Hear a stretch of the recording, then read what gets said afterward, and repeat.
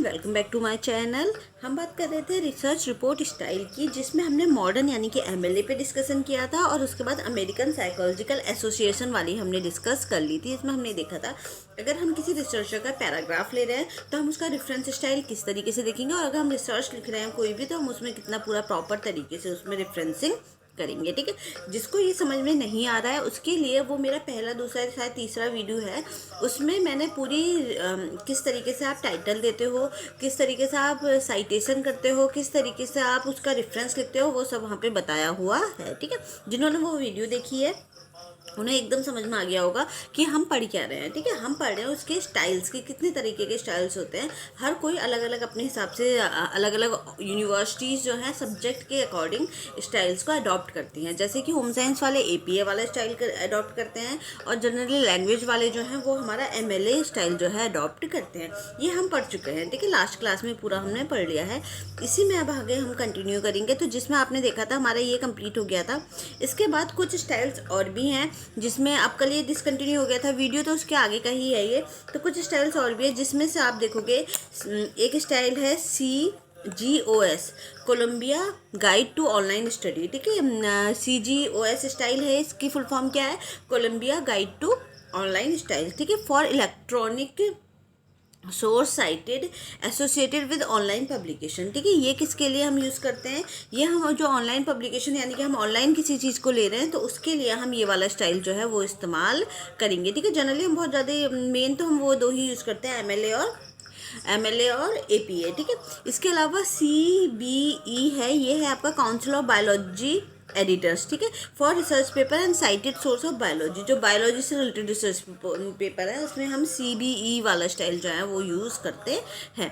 फिर ASA, American sociological association. ठीक है, इसमें जो सोशियोलॉजिकल फील्ड वाले जो हैं, सोशियोलॉजी फील्ड वाले जो हैं वो लोग इसको यूज़ करते हैं, ASA वाले को। ठीक है, AMA है हमारा, AMA है, ASA के बाद आया ये हमारा मेडिकल साइंस से जो useful in American medical association. इसमें हम मेडिकल लाइन में हम ये वाला स्टाइल जो है वो यूज़ करते हैं। ये आपका स्टाइल है कि किस स्टाइल से आपको अपनी रिपोर्ट जो है वो लिखनी है, कितने पैराग्राफ होने चाहिए, कितने आपको उसमें फॉन्ट साइज़ होना चाहिए, कितना आपका उसमें स्पेस होना चाहिए, कितने किस ऑथर का नाम कहाँ लिखोगे, रेफरेंस कहाँ दोगे, एब्स्ट्रैक्ट कहाँ लगाओगे, हर चीज़ का इसमें अलग अलग तरीके से स्टाइल दिया हुआ होता है। तो ये वाला टॉपिक हमारा लगभग ख़त्म हो गया है, जिसमें हमने सारी जो अपनी थीसिस है उसके फॉर्मेट की स्टाइल पे डिस्कस किया है।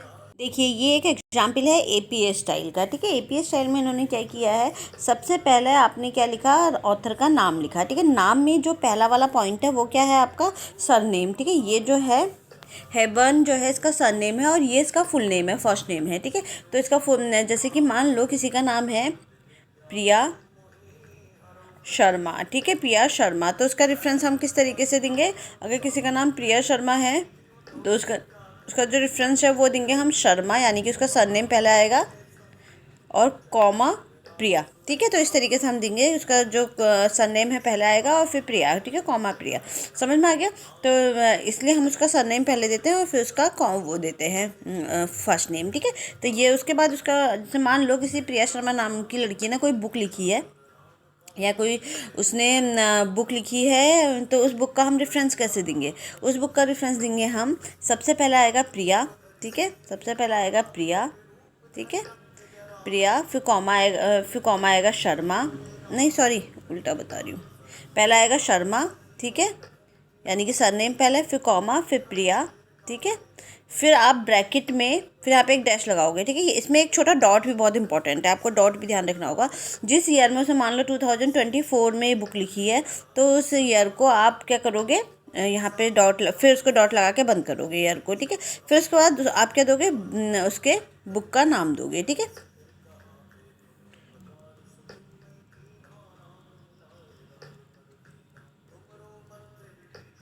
फिर आप उसको देखो चैप्टर का नाम, ये है आपके उसके प्रिया के चैप्टर का नाम। ठीक है, ये पूरा चैप्टर का नाम दिया है उसने, प्रिया ने। ठीक है, फिर उसके चैप्टर का नाम दोगे, चैप्टर के नाम के बाद आप उसमें दोगे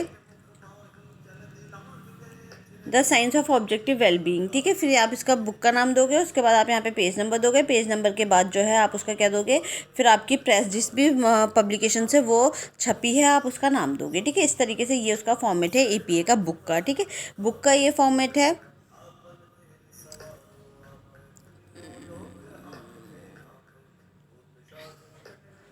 ठीक है। ये आपने अगर कोई बुक में से कोई चीज़ ली है तो उसके लिए आप ये बताओगे, ठीक है।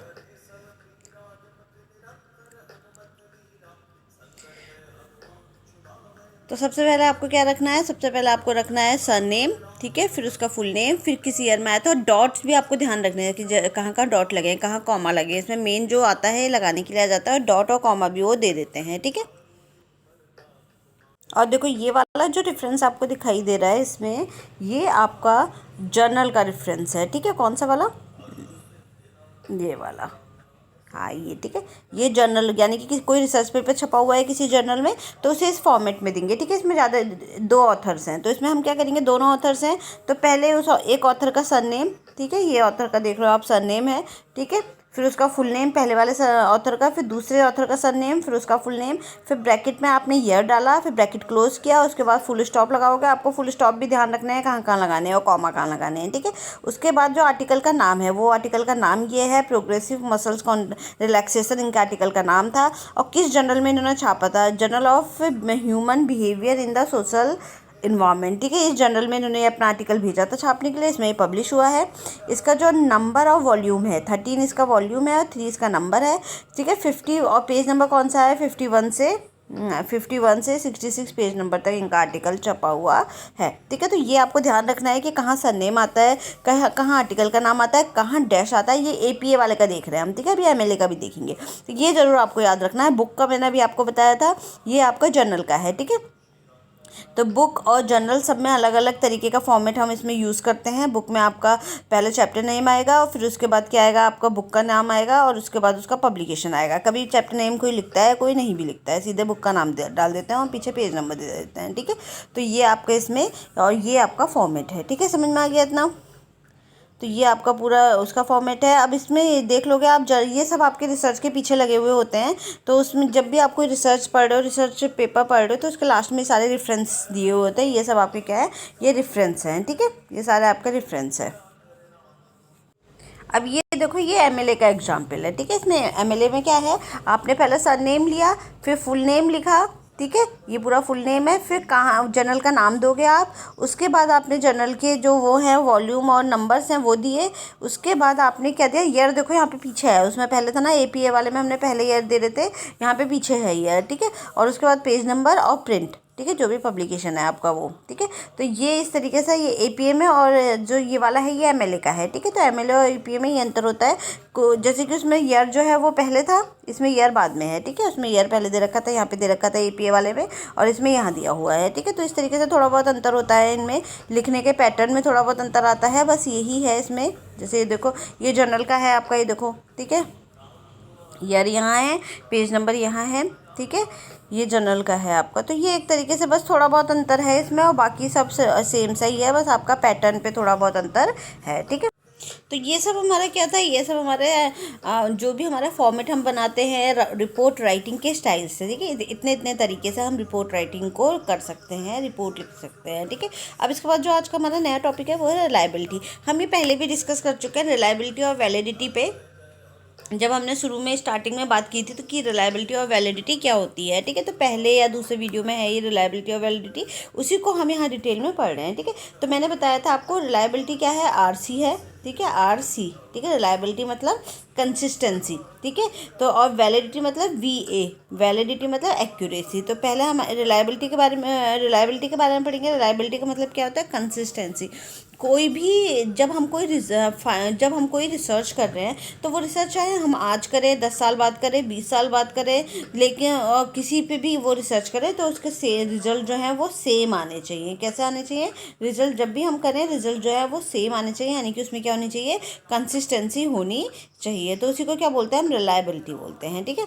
तो रिलायबिलिटी है measure stability and consistency in test score, ठीक है। जब हम अपना जो टेस्ट स्कोर आया है हमारा, उस पर हम क्या करते हैं, कंसिस्टेंसी को और रिलायबिलिटी को मेज़र करते हैं, ठीक है, ठीक है। तो जैसे कि मैंने आपको बताया था कि एक रिसर्च हमने एक टेस्ट लिया क्लास में, ठीक है। उस टेस्ट में सभी बच्चों के सबसे अच्छे मार्क्स आए, हाई मार्क्स आए, तो इसका मतलब क्या है, वो टेस्ट जो है वो रिलायबल कहलाएगा। ठीक है, एक टेस्ट लिया हमने जिसमें सभी बच्चों के बुरे ही नंबर आए, लो मार्क्स आए, तो वो भी क्या कहलाएगा, रिलायबल कहलाएगा, क्योंकि सबके सेम से मार्क्स आ रहे हैं उसमें। ठीक है, किसी हर कंडीशन में हर बच्चे पे सेम से मार्क्स आ रहे हैं, चाहे हाई आए चाहे फिर लो आए। लेकिन एक टेस्ट हमने ऐसा लिया जिसमें कुछ बच्चों के हाई आए, कुछ बच्चों के थोड़े एवरेज आए, कुछ बच्चों के लो आए, तो वो आपका लीस्ट रिलायबल कहलाएगा। क्या कहलाएगा, लीस्ट रिलायबल कहलाएगा। ठीक है, वो टेस्ट क्या होगा, आपका लीस्ट रिलायबल कहलाएगा, क्योंकि उसमें कंसिस्टेंसी नहीं है, किसी के लिए ज़्यादा आ रहा है, किसी के कम आ रहा है। तो रिलायबिलिटी क्या है, हमारी कंसिस्टेंसी है,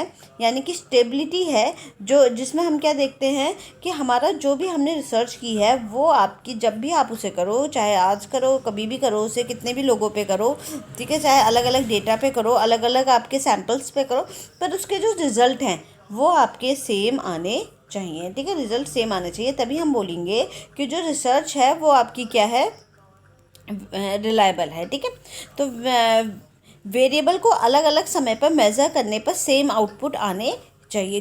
जो भी वेरिएबल है हमारे पास, जब भी हम उन्हें मेज़र कर रहे हैं, चाहे किसी भी समय पे हम उन्हें मेज़र करें, अलग अलग समय पे मेज़र करें, तो लेकिन हमारे क्या आना चाहिए, सेम आउटपुट हमारे आने चाहिए। ठीक है, रिपीटेबल है आपका, रिपीटेबल मतलब बार बार रिपीट होकर वही आंसर आ रहा है, इसको टेस्ट और रिसर्च फाइंडिंग, रिपीटेबल टेस्ट और रिसर्च फाइंडिंग आनी चाहिए। बार बार आप जब टेस्ट कर रहे हो, रिसर्च कर रहे हो, तो उसकी फाइंडिंग जो है वो सेम आनी चाहिए। कहाँ होता है, जैसे कि हमारा मेडिकल थर्मामीटर है। ठीक है, मेडिकल थर्मामीटर क्या होता है, always major right temperature, consistent result, हमेशा ये एक सही टेम्परेचर देता है, आपको एक जैसा टेम्परेचर आपका बताएगा। आप आज करो, 10 दिन बाद करो, 20 दिन बाद करो, आपका जो टेम्परेचर बॉडी का होगा उसी को बताएगा वो। ठीक है, तो ये क्या है, ये उसके रिजल्ट क्या होते हैं, कंसिस्टेंट होते हैं। ठीक है, अब हमारी ये रिलायबिलिटी समझ में आ गया। ये हमने बहुत डिटेल में अपना पहले दूसरे चैप्टर में बहुत अच्छे से मैंने आपको समझाया है। तो रिलायबिलिटी में आपका पहला वाला जो है इसमें कई तरह की रिलायबिलिटी होती है। सबसे पहला है ओवर टाइम रिलायबिलिटी। ठीक है, ओवर टाइम रिलायबिलिटी को बोलते हैं टेस्ट रीटेस्ट रिलायबिलिटी। एग्जाम में आया हुआ क्वेश्चन है, रिलायबिलिटी को मैच किया गया था, रिलायबिलिटी का एक कैरेक्टरिस्टिक पूछा था, तो कैरेक्टरिस्टिक में क्या था उसका, टेस्ट और रीटेस्ट, मतलब आप एक बार टेस्ट करो या उसको बार बार रीटेस्ट करते रहो, आपकी क्या आएंगे, फाइंडिंग जो होंगे वो सेम आएंगे। ठीक है, टेस्ट या रीटेस्ट। ठीक है, तो ये क्या है, आपके फाइंडिंग सेम आएंगे। अलग अलग समय पर टेस्ट परफॉर्म करें, आउटपुट इक्वल आएगा। ठीक है, सेम टेस्ट आएगा। आप अलग अलग समय पे भी अपना ही परफॉर्म कर रहे हो टेस्ट, तो आपके आउटपुट क्या आएंगे, सेम आएंगे। तो एक तो आपका ओवर टाइम रिलायबिलिटी है। ठीक है, दूसरा है across time internal consistency. Third आएगा आपका क्रॉस टाइम, यानी कि ये भी आपका इंटरनल कंसिस्टेंसी का एक एग्जांपल है। ठीक है, parallel form reliability, parallel form reliability है आपका इक्विवेलेंट फॉर्म। ठीक है, अब हम देखते हैं रिलायबिलिटी हमारी होती कितनी तरह की। रिलायबिलिटी है हमारी दो तरह की, इंटरनल रिलायबिलिटी और एक्सटर्नल रिलायबिलिटी। ठीक है, इंटरनल रिलायबिलिटी और एक्सटर्नल रिलायबिलिटी। इंटरनल रिलायबिलिटी का मतलब क्या होता है, रिसर्च मेथड के अंदर कंसिस्टेंसी। ठीक है, हम हमेशा क्या करें, एक जैसा मेथड ही, एक जैसी चीज़ें ही उसमें अप्लाई करें, तो वो क्या होगा, इंटरनल रिलायबिलिटी कहलाएगा। ठीक है, दूसरा है एक्सटर्नल रिलायबिलिटी है। एक्सटर्नल रिलायबिलिटी में क्या होता है, हमारा रिसर्च प्रोसेस के बाहर कंसिस्टेंसी, मतलब कि जैसे कि आपने बाहर जो चीज़ें आप यूज़ कर रहे हो, ठीक है, वो भी आपकी कंसिस्टेंट होनी चाहिए, नहीं तो आपकी फाइंडिंग जो होगी वो कहीं ना कहीं से इफेक्ट हो जाएगी। ठीक है, तो इंटरनल कंसिस्टेंसी में आपके क्या आएगा, रिसर्च मेथड के अंदर की कंसिस्टेंसी हो गई आपकी। अलग अलग आइटम पर एक समान चीज़ें कंस्ट्रक्ट करना अलग अलग आइटम पे कैसे सेम रिजल्ट देगी। ठीक है, मतलब आपका जो जो अलग अलग आइटम्स हैं उसके लिए सेम चीज़ें आपने देनी। ठीक है, तो जिससे क्या होगा, आपका जो आइटम है अलग अलग आइटम पे आपका क्या रिजल्ट आएगा, वो सेम आएगा। ठीक है, फिर है आपका स्प्लिट हाफ या पैरेलल फॉर्म। ठीक है, इसमें आपका जो पहला है स्प्लिट हाफ या फिर पैरेलल फॉर्म। ठीक है, पहला क्या है इसमें, स्प्लिट हाफ और पैरेलल फॉर्म। दूसरा है कोएफिशिएंट अल्फा कॉन क्रोनबेचीज अल्फा। ठीक है, क्रोनबेचीज अल्फा है ये। ठीक है, तो ये क्या है आपका, इसमें सबसे पहले स्प्लिट हाफ पैरेलल फॉर्म आएगा। ठीक है, स्प्लिट हाफ का मतलब क्या होता है, हमने क्या किया, एक ग्रुप को दो या दो से ज़्यादा ग्रुप्स में डिवाइड कर दिया। मान लो 30 सैंपल इधर ले लिया और 30 सैंपल इधर ले लिया। ठीक है, फिर सभी ग्रुप पर एक समान एक टेस्ट लगाया, फिर एक ही तरीके से एक टेस्ट हमने सभी ग्रुप पे लगाया, तो दोनों की जो फाइंडिंग्स आनी चाहिए वो सेम आनी चाहिए। ठीक है, दोनों की जो फाइंडिंग्स आएंगी वो क्या आनी चाहिए, आपकी सेम आनी चाहिए, क्योंकि दोनों पे सेम टेस्ट लगाया, तो उसको क्या बोलेंगे, हमारा जो है जो हमारा टेस्ट है वो रिलायबल टेस्ट है। ठीक है, तो स्प्लिट हाफ और पैरेलल फॉर्म को क्या बोलेंगे कि हमारा जो सैंपल है उसको हमने आधा आधा बांटा, और दोनों ग्रुप में, दोनों या दो से ज़्यादा ग्रुप में जब आप उसे लगा रहे हो तो आपने उसका क्या किया, आपकी जो फाइंडिंग्स है वो क्या आई, आपकी सेम आई, तो वो स्प्लिट हाफ में आ जाएगा। ठीक है, पैरेलल फॉर्म। ठीक है, दूसरा है कोएफिशिएंट अल्फा क्रॉन बेचीज अल्फा। ठीक है, ये क्या है, एक इंस्ट्रूमेंट के सभी आइटम दूसरे आइटम से कैसे रिलेट कर रहे हैं, और पूरे इंस्ट्रूमेंट से भी। ठीक है, हम इसमें क्या देखेंगे, क्या आपकी क्रॉस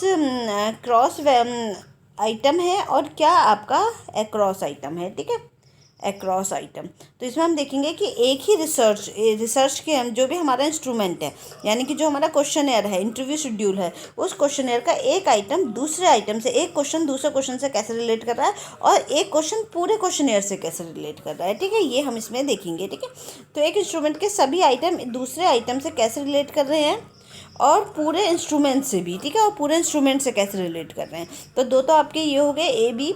इसके बाद ही आपका ओवर टाइम वाला जो भी हमने देखा था, ओवर टाइम भी है इसके अंदर। ओवर टाइम मतलब टेस्ट और रीटेस्ट रिलायबिलिटी, अलग अलग समय पे टेस्ट परफॉर्म करेंगे तो आउटपुट क्या आएंगे, सेम टेस्ट के। ठीक है, एक ही टेस्ट के सेम टेस्ट के आउटपुट जो आएंगे वो सेम आएंगे। ठीक है, अक्रॉस आइटम हो गया, अभी जो हमने देखा था अक्रॉस आइटम और क्रॉस आइटम, कि हमारा एक आइटम जो है वो सभी जो हमारे किसी भी इंस्ट्रूमेंट का, यानी कि किसी भी क्वेश्चनएयर का एक आइटम सभी से कैसे रिलेट कर रहा है बाकी सारे आइटम से। ठीक है, अक्रॉस आइटम और पूरी उससे कैसे रिलेट कर रहा है आपका, तो ये दोनों क्या है, आपके इंटरनल कंसिस्टेंसी के ही एग्जाम्पल हैं। फिर पैरेलल फ्रॉम रिलायबिलिटी। ठीक है, इक्विवेलेंट फॉर्म्स। ठीक है, पैरेलल फ्रॉम रिलायबिलिटी, तो क्या है, अब जो भी रिलायबिलिटी है उसको वो साथ साथ चल रही है, पैरेलल चल रही है, तो इक्विवेलेंट फॉर्म। ठीक है, मतलब इक्विवेलेंट एक जैसे फॉर्म में हम साथ साथ चल रहे हैं। टेस्ट ए सेम चीज़ मेज़र कर रहा है जो टेस्ट बी मेज़र कर रहा था। ठीक है, जो टेस्ट ए है वो सेम चीज़ मेज़र कर रहा है टेस्ट बी।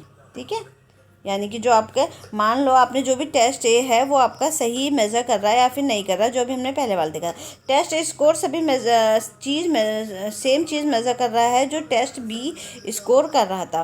तो आप क्या करोगे, जो टेस्ट है आपका, जो भी आपने क्वेश्चन है बनाया है, उसको आप क्या करोगे, डिवाइड इंटू टू ग्रुप, दो ग्रुप में डिवाइड करोगे, और on one group apply test one और second group apply test B. ठीक है, तो आपने क्या करना है, अभी हमने क्या किया था, दो ग्रुप बना लिए थे स्प्लिट हाफ में, और उन पर पूरा टेस्ट अप्लाई किया था। इसमें आपने क्या किया, अपना टेस्ट ही दो भागों में डिवाइड कर दिया। ठीक है, दो पोर्शन में डिवाइड किया। उसके बाद एक ग्रुप पे तो आपने टेस्ट ए लगाया और एक ग्रुप में टेस्ट बी लगाया। ठीक है, जो उसके दो पार्ट कर दिए आपने, एक क्वेश्चनएयर के दो पार्ट कर दिए, तो एक ग्रुप में ये वाला पार्ट लगाया, एक ग्रुप में ये वाला पार्ट लगाया। ठीक है, अब इसमें मेजर सेम थिंग, तो वो इससे क्या, वो सब चीज़ें हमारी सेम निकल के आनी चाहिए, वो एक ही चीज़ मेज़र कर रहा हो, आपका टेस्ट ए बी और टेस्ट बी भी, तभी आप कहोगे कि आपका जो इंस्ट्रूमेंट है वो रिलायबल है। ठीक है, जनरली हम किस में देखते हैं, इंस्ट्रूमेंट में रिलायबल देखते हैं। ठीक है, अब आपने क्या किया, सेट ऑफ क्वेश्चंस, इसके अंदर क्या है, आपके जो क्वेश्चंस आपने बनाए हैं डिवाइडेड इनटू टू ग्रुप, दो ग्रुप में डिवाइड किए। क्या दोनों ग्रुप सेम चीज़ मेज़र कर रहे हैं या नहीं। मान लो आपने बनाया है कोई बिहेवियर प्रॉब्लम पे क्वेश्चनएयर। ठीक है, आपने 50 क्वेश्चनएयर का बिहेवियर प्रॉब्लम पे क्वेश्चनएयर बनाया है, 50 क्वेश्चंस का। ठीक है, फिर आपने क्या किया, उस 50 क्वेश्चन को 25 क्वेश्चन में डिवाइड कर दिया, 25 क्वेश्चन में आपने डिवाइड किया दो पोर्शंस पे। ठीक है, तो कुछ बच्चों पे मतलब कि, और आपके जो सैंपल है वो आपके सैंपल कितने हैं, सैंपल हैं आपके पास, मान लो 30 का सैंपल लिया है आपने। ठीक है, 30 का सैंपल लिया तो आपने 15 से तो आपने ये वाले 25 क्वेश्चन पूछे, और बचे हुए 15 बच्चों से आपने ये वाले 25 क्वेश्चन पूछे। अब आप ये देखोगे क्या दोनों ही क्वेश्चन जो हैं आपके वो बिहेवियर प्रॉब्लम दिखा रहे हैं या फिर नहीं दिखा रहे हैं। ठीक है, बिहेवियर का ही प्रॉब्लम से रिलेटेड बात कर रहे हैं या फिर नहीं कर रहे हैं, उनकी फाइंडिंग्स जो है वो बिहेवियर प्रॉब्लम से रिलेटेड आ रही हैं या फिर नहीं आ रही हैं। ठीक है, तो यानी कि दोनों क्वेश्चन, दोनों सेट जो हैं वो आपकी सेम चीज़ मेज़र कर रहे हैं या फिर नहीं कर रहे हैं। अगर उसमें से एक की बिहेवियर से रिलेटेड प्रॉब्लम नहीं आ रही होगी तो इसका मतलब क्या है, उसकी कंसिस्टेंसी जो है वो ठीक उसकी जो कंसिस्टेंसी यानी कि जो रिलायबिलिटी है वो ठीक नहीं आ रही है। ठीक है, तो इतनी तरह की हमारे पास रिलायबिलिटी होती है। एक रिलायबिलिटी क्या होगी, टेस्ट रिलायबिलिटी है, बार बार आप करते रहो तो आपकी फाइंडिंग जो है वो सेम आनी चाहिए। ठीक है, दूसरी क्या है आपकी, जो भी आपका अक्रॉस, जो भी आपका एक आइटम है आपके क्वेश्चनेयर का, एक क्वेश्चन है वो सभी से कैसे रिलेट कर रहा है, और वो बाकी क्वेश्चन से कैसे रिलेट कर रहा है, और पूरे क्वेश्चनेयर से कैसे रिलेट कर रहा है। क्रॉस और अक्रॉस ये भी इंटरनल का हो गया, ठीक है। फिर है पैरेलल फ्रॉम रिलायबिलिटी, मतलब कि आपका जो क्वेश्चनेयर है उसके वो उस क्वेश्चनेयर के सभी पार्ट क्या सेम चीज़ मेज़र कर रहे हैं या फिर नहीं कर रहे हैं। ऐसा ना हो कि शुरू के 25 क्वेश्चन तो आपके बिहेवियर प्रॉब्लम को दिखा रहे हैं, लास्ट के 25 क्वेश्चन बकवास भरे हैं आपने, ठीक है। तो आप क्या करोगे, उसके पोर्शन डिवाइड कर दोगे, 2 या 2 से ज़्यादा डिवाइड कर सकते हो आप उसको। अगर 30 क्वेश्चंस हैं तो आपने 10-10 का डिवाइड कर दिया। आपका जो ग्रुप है आपके पास मान लो 50 का ग्रुप है, तो आपने इसको भी 12-12, 15-15 में डिवाइड कर दिया, ठीक है। 45 हो जाएंगे, तो 16-16, 17-17 में आप डिवाइड कर दो, ठीक है। आपने उसको डिवाइड किया, ठीक है। डिवाइड करने के बाद क्या आएगा, मान लो यहाँ पे आपके पास 45 ही सैम्पल है, ठीक है। ये सैम्पल है आपका, ये सैंपल है, ठीक है। इतने लोगों पे आप काम कर रहे हो और ये आपका क्वेश्चनेयर है, ठीक है। तो आपने क्या किया, सभी को 15-15 लोगों ग्रुप के 3 वो बना दिए। अब एक सेट से तो आप ये वाला चेक करवाओगे, दूसरे ग्रुप से आप ये वाले क्वेश्चन करवाओगे, और तीसरे ग्रुप से आप ये वाले क्वेश्चन चेक करवाओगे। आप ये देखोगे कि आप सभी जो हैं वो जो आपका जो भी टेस्ट था, मान लो बिहेवियर प्रॉब्लम पे आप बात कर रहे थे, तो तीनों ही क्वेश्चनेयर, ठीक है, तीनों ही आपने जो एक क्वेश्चनेयर के 3 पार्ट्स किए हैं, तीनों ही पोर्शन आपका बिहेवियर प्रॉब्लम पे ही बात कर रहे हैं या फिर नहीं कर रहा है। बच्चों में बिहेवियर रिलेटेड चीज़ें ही निकल के आ रही हैं या फिर नहीं आ रही हैं, ठीक है। तो ये आपका पैरेलल फॉर्म ऑफ रिलायबिलिटी है, ठीक है। तो ये हो गया। इसके बाद आपका ये हम पढ़ ही चुके हैं कि सभी एक इंस्ट्रूमेंट के सभी आइटम दूसरे आइटम से कैसे रिलेट कर रहा हूँ, पूरा इंस्ट्रूमेंट से कैसे कर रहा है। स्प्लिट हाफ में हमने देखा है कि 2 ग्रुप को डिवाइड कर दिया और उसमें पूरा टेस्ट लगा रहा है। स्प्लिट हाफ में हम पूरा टेस्ट लगाएंगे, ठीक है। फिर इसके बाद है हमारा एक्सटर्नल वैलिडिटी में ये है कि रिलायबिलिटी में ये है कि जो रिसर्च प्रोसेस की बाहर की कंसिस्टेंसी है वो भी तो सेम होनी चाहिए ना, आपको सैंपल वही मिले, ठीक है, जिस पर आपने पहले काम किया था। तो ये भी आप ज़रूरी है। तो आपकी जो रिसर्च की जो बाहर की कंसिस्टेंसी है, इन्वायरमेंट वही होना चाहिए, माहौल वही होना चाहिए। जब एक बार सैंपल लेके आए, ठीक है, उस समय तो बहुत अच्छा मौसम था, अगली बार सैंपल लेने गए तो बहुत गर्मी थी, हीट वेव्स चल रहे थे, तो ऑब्वियसली आपके उसमें अंतर आएगा ना। तो ये सब चीज़ें क्या है, आपको बाहर की रिलायबिलिटी भी चेक करनी होगी, ठीक है। फिर इसके बाद नेक्स्ट है आपका टॉपिक वैलिडिटी, ठीक है। अब रिलायबिलिटी हमारा कंप्लीट हो गया, अब हमारा वैलिडिटी है। वैलिडिटी भी हम अच्छे से पढ़ चुके हैं, जब हमने अपना पहला वीडियो देखा था उसमें रिलायबिलिटी वैलिडिटी बहुत अच्छे से हमने पढ़ी हुई है। तो वैलिडिटी का मतलब होता है एक्यूरेसी, ठीक है। वैलिडिटी का मतलब क्या है, एक्यूरेसी, कि कोई भी काम आपका कितना सही आपने किया है, एक्यूरेसी, ठीक है, कितना एक्यूरेट किया है आपने कोई भी काम। तो वैलिडिटी में क्या है, to get validity biggest aim of researcher, मतलब रिसर्चर का जो बिगेस्ट एम है वो क्या है, वो अपनी रिसर्च को वैलिड करना है, यानी कि उसकी रिसर्च जो है बिल्कुल ठीक होनी चाहिए, एक्यूरेट होनी चाहिए, ठीक है। ये मेन एम है हमारे रिसर्चर का, ठीक है। To get validity biggest aim of researcher, ठीक है। बिगेस्ट जो हमारा रिसर्चर है उसका बिगेस्ट एम क्या है, वैलिडिटी लेना, यानी कि एक्यूरेसी होना, ठीक है। अगर आपकी रिसर्च एक्यूरेट है, ठीक है, बिल्कुल सही आपने काम किया है, तो अपने आप ही क्या हो जाएगी, कंसिस्टेंट हो जाएगी, ठीक है। रिजल्ट हमेशा सेम ही आएंगे, ठीक है, समझ में आया, रिजल्ट हमेशा सेम ही आएंगे। तो अगर आपकी रिसर्च एक्यूरेट है, यानी कि उसमें वैलिडिटी दिखाई दे रही है, आपको वैलिडिटी है आपकी, बिल्कुल सही काम आपने किया है, तो अपना पे ही रिलायबल वो चीज़ हो जाएगी। आता है एग्जाम में कि रिलायबल होना ज़्यादा ज़रूरी है एक्यूरेसी के लिए, या फिर एक्यूरेसी के लिए आपका एक्यूरेट ज़्यादा होना ज़्यादा ज़रूरी है रिलायबल के लिए, ठीक है। तो ये हमारे लिए क्या है, वैलिडिटी ज़्यादा ज़रूरी है, क्योंकि एक्यूरेसी वैलिडिटी अगर आपकी होगी, एक्यूरेसी अपना होगी, तो वो चीज़ अपने आप ही रिलायबल हो जाएगी, ठीक है। तो एक्यूरेसी है for check measurement right way, जो भी आप काम कर रहे हो, जो भी मेज़र कर रहे हो, वो बिल्कुल सही, राइट और रॉन्ग, ठीक है, सही या गलत आप करोगे, ठीक है। चेक या तो आपने सही किया है या फिर आपने गलत किया है। फॉर चेक मेजरमेंट, ठीक है, मेजरमेंट को चेक कर, आपने जो भी मेजरमेंट आप ले रहे हो या तो वो सही लोगे या फिर गलत लोगे, या तो आपने सही काम किया है, गलत काम किया है। वैलिडिटी अगर आपकी है तो मतलब आपने सही काम किया है, एक्यूरेट काम किया है, ठीक है। मेथड फॉर अप्रोप्रिएटनेस, मतलब बिल्कुल सही अप्रोप्रिएट काम करो। करेक्टनेस, सही से काम करो। मीनिंगफुल ऑफ मेजरमेंट, जो भी आप मेजरमेंट ले रहे हो, जो भी डेटा ले रहे हो, जो भी आप रीडिंग्स ले रहे हो, बिल्कुल सही लो, ठीक है। जैसे आप टेम्परेचर थर्मामीटर में देखते हो, तो अगर आप टेम्परेचर ही गलत चेक देख लोगे उसमें, तो वो क्या होगा, आपको डॉक्टर क्या करेगा, आपको गलत दवाई दे देगा अगर उसने टेम्परेचर ही गलत देख लिया तो, ठीक है। तो आपको क्या करना है, टेम्परेचर बिल्कुल सही देखना है, वही वैलिडिटी है, ठीक है। Consider validity during selection of instrument. ठीक है, आपको इंस्ट्रूमेंट को सिलेक्ट करते समय आपको वैलिडिटी को ध्यान रखना है। आपका मेन कोई भी इंस्ट्रूमेंट है, कोई भी क्वेश्चनर है, सिलेक्ट करते समय आपको मेन वैलिडिटी देखनी है कि वो सही से चीज़ को मेज़र कर रहा है या फिर नहीं कर रहा है। ठीक है, collect evidence for check accuracy. ठीक है, बिल्कुल सही एक्यूरेसी चेक करने के लिए आपको एविडेंस भी आपके सही कलेक्ट करने हैं। मतलब आपको बिल्कुल सही, आपको एक्यूरेटली हर चीज़ लाना है, इसका एविडेंस आपको कलेक्ट करने हैं कि रिसर्च जो है आपकी बिल्कुल सही होनी चाहिए। Process for collecting and analysing evidence. ठीक है, मतलब आपको अपनी वैलिडिटी पे भी बात करनी है कि और आप ये बताओगे कि मैंने बिल्कुल सही काम किया है। बिल्कुल प्रोसेस आपने जो किया है, कलेक्टिंग एनालाइजिंग एविडेंस को, जो भी आपने फाइनल डेटा कलेक्ट कर रहे हो, जो भी आप अपने रिसर्च से रिलेटेड काम कर रहे हो, वो बिल्कुल आपकी एग्जैक्ट सही होनी चाहिए। ठीक है, जो चीज़ हम मेज़र कर रहे हैं वो सही से मेज़र कर रहे हैं या नहीं, मतलब जो भी हम काम कर रहे हैं, ठीक है, जो भी आपने रिसर्च में आप अपना काम कर रहे हो वो आप सही से काम कर रहे हो या फिर नहीं कर रहे हो, वो सही है या नहीं है। मान लो आप अपना रिसर्च कर रहे हो। ठीक है, रिसर्च कर रहे हो, रिसर्च में आपने जब भी आप एक, मान लो आप देख रहे हो फर्टिलाइज़र जो है वो हमारे किस तरीके से पौधे की ग्रोथ को इफ़ेक्ट करते हैं। आपने क्या किया, आपने फर्टिलाइज़र आप डाल रहे हो, आपने 10 पौधे लिए, उसमें आप एक फर्टिलाइज़र डाल रहे हो। ठीक है, लेकिन आप फर्टिलाइज़र ज़्यादा डाल दे रहे हो।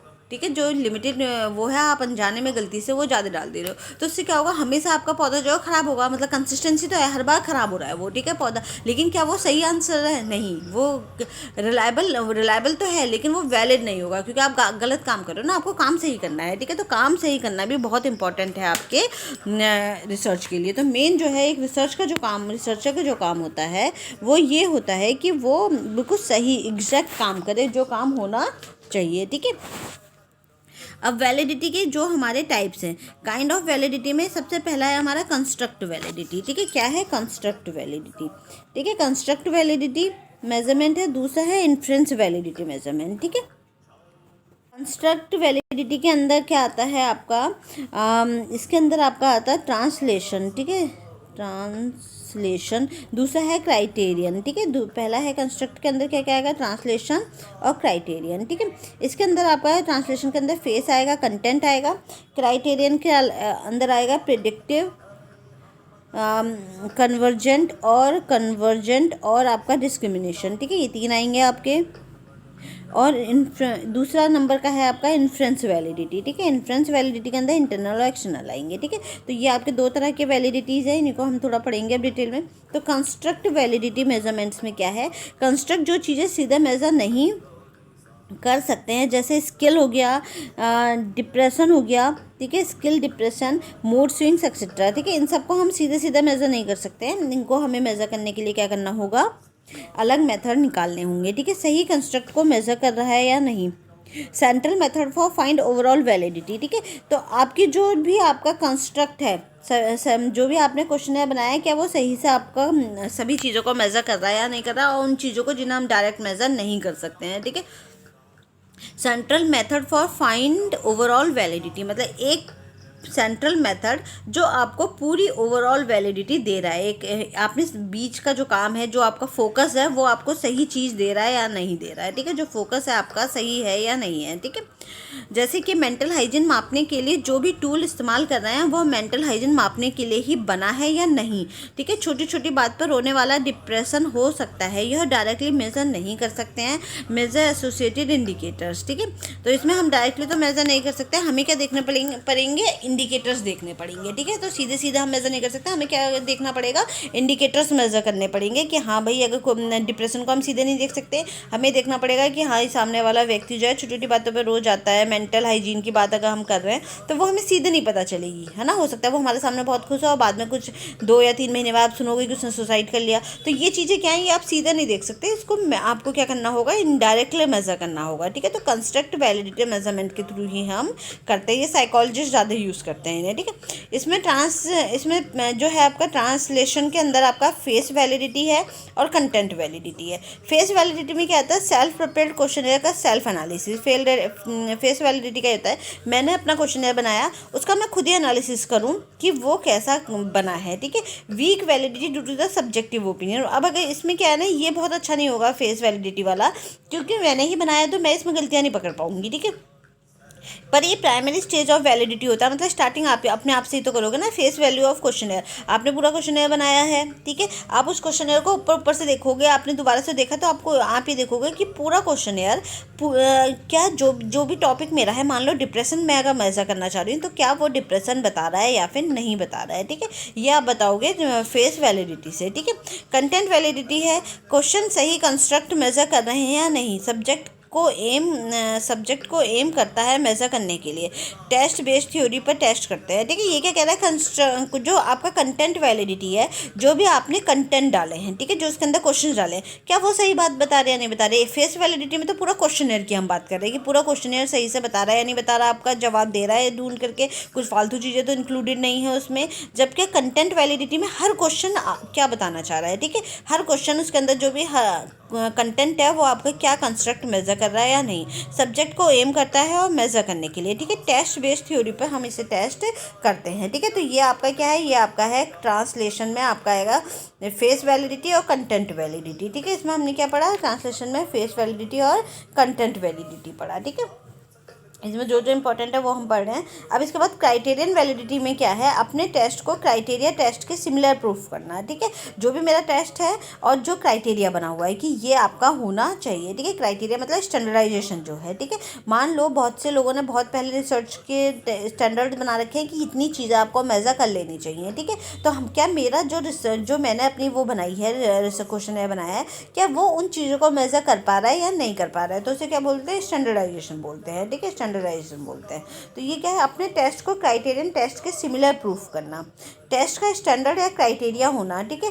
एक्सटर्नल वैलिड मेजरमेंट और अपने टेस्ट को सेम थिंग मेजर कर पा रहे हैं या फिर नहीं कर पा रहे। जो स्टैंडर्ड आपका बनाया है, जो स्टैंडर्डाइजेशन है, बहुत सारे लोगों ने, अगर आप डिप्रेशन की बात कर रहे हो तो आप कोई भी बकवास तो अपने क्वेश्चनर में नहीं लिख के लेके जाओगे ना, तो लोगों ने उसके स्टैंडर्ड बनाए हैं कि क्या इस लेवल तक आप डिप्रेशन को मेजर कर पा रहे हो या नहीं कर पा रहे हो। तो आपने जो आपसे पहले की रिसर्चर है, जो साइंटिस्ट है, उन्होंने वो बना रखा है स्टैंडर्डाइजेशन, तो आप अपने क्वेश्चनर में देखोगे क्या मैं उस स्टैंडर्ड को फॉलो कर पा रहा हूँ या वहाँ तक अचीव कर पा रहा हूँ या फिर नहीं कर पा रहा हूँ, ठीक है। तो ये क्राइटेरियन वैलिडिटी है कि आप जो भी आपका क्वेश्चनर है, आप उसको क्राइटेरिया तक आप उसको प्रूफ कर पा रहे हो या फिर नहीं कर पा रहे हो, ठीक है।